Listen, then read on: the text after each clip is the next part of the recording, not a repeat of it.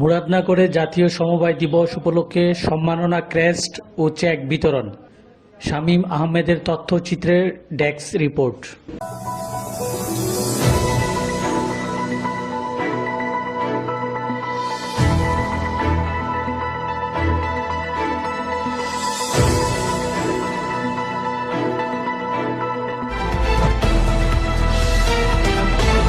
Muradnagar TV.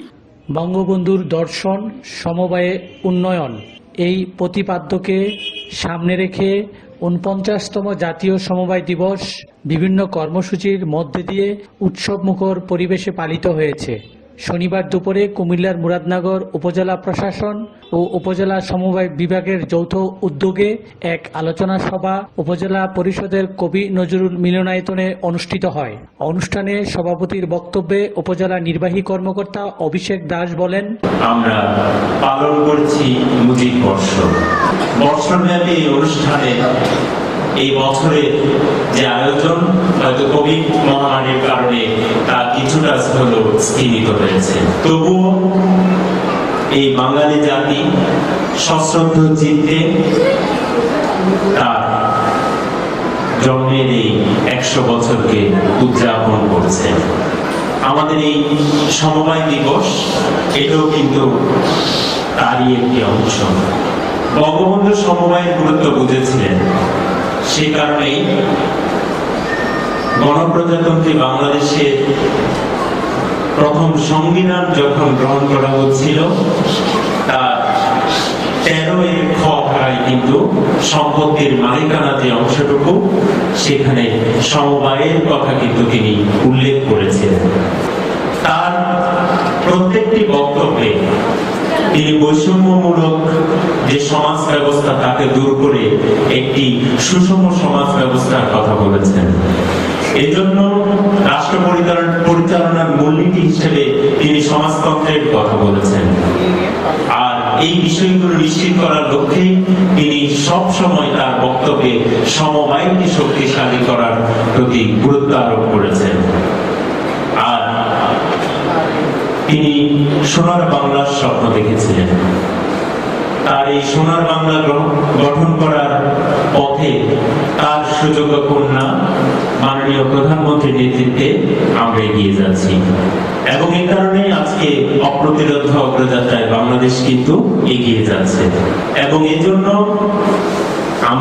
আপনারা জানেন যে আমরা এনডিজি ইতিমধ্যে বাস্তবায়ন করেছি, এখন আমরা এসডিজির পথে এগিয়ে যাচ্ছি এবং এর প্রত্যেকটা বিষয় কিন্তু সম্ভব হয়েছে সরকারি বেসরকারি সকল পর্যায়ে থেকে আগত সকল মানুষের সার্বিক সমন্বয়ের মাধ্যমে।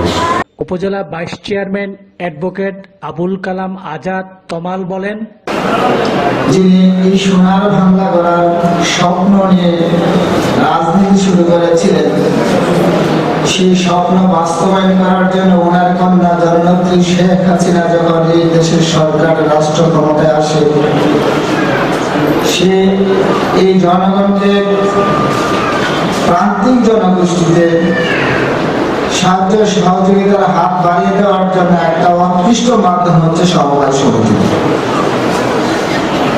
আপনারা জানেন আমাদের দেশে সরকার ক্ষুদ্র ঋণ হোক আর বড় ঋণ হোক ব্যাংকের মাধ্যমে দেওয়া হয়। সেই ব্যাংকের ঋণগুলো কিন্তু বিত্তশালী প্রভাবশালী লোক যদি না হয় সেই ব্যাংকের ঋণগুলো পাওয়া সম্ভব হয় না। ব্যাংকের পিছনে দিনের পর দিন ঘুরতে হয়। সেই লক্ষ্যকে সামনে রেখে বঙ্গবন্ধু সে স্বপ্ন রেখেছিলেন এই প্রান্তিক জনগোষ্ঠীর মাধ্যমে সুসংগঠিত করা যায়, তারা যদি স্বাবলম্বী হতে পারে, তাহলে এই প্রান্তিক জনগোষ্ঠী যদি স্বাবলম্বী হয়ে নিজের পায়ে দাঁড়াতে পারে, তাহলে বাংলাদেশ একদিন ঘুরে দাঁড়াবে। সেই স্বপ্নই কিন্তু সমবায় সমিতি গঠন করা হয়েছে। সেই সমবায় সমিতি আজকে একটু পার করে অনেক দূরে এগিয়ে গেছে। অনুষ্ঠানে স্বাগত বক্তব্য রাখেন উপজেলা সমবায় কর্মকর্তা আব্দুল লতিফ। আরও বক্তব্য রাখেন উপজেলা মহিলা ভাইস চেয়ারম্যান সানোয়ারা বেগম লুনা, বিআরডিবির চেয়ারম্যান জসিমউদ্দিন, সমবায়ী আবু সাদেক, আল আনিক ও রুজি আক্তার। আলোচনা শেষে সরকারি কোষাগারে অডিট সেস ও ডিসিএফ প্রদানে সেরা ৩ সমবায় সমিতিকে বিশেষ সম্মাননা ক্রেস্ট প্রদান করা সহ আশ্রয়ন প্রকল্পের সদস্যদের মাঝে ১,৩০,০০০ টাকার ঋণের চেক বিতরণ করা হয়। মুরাদনগর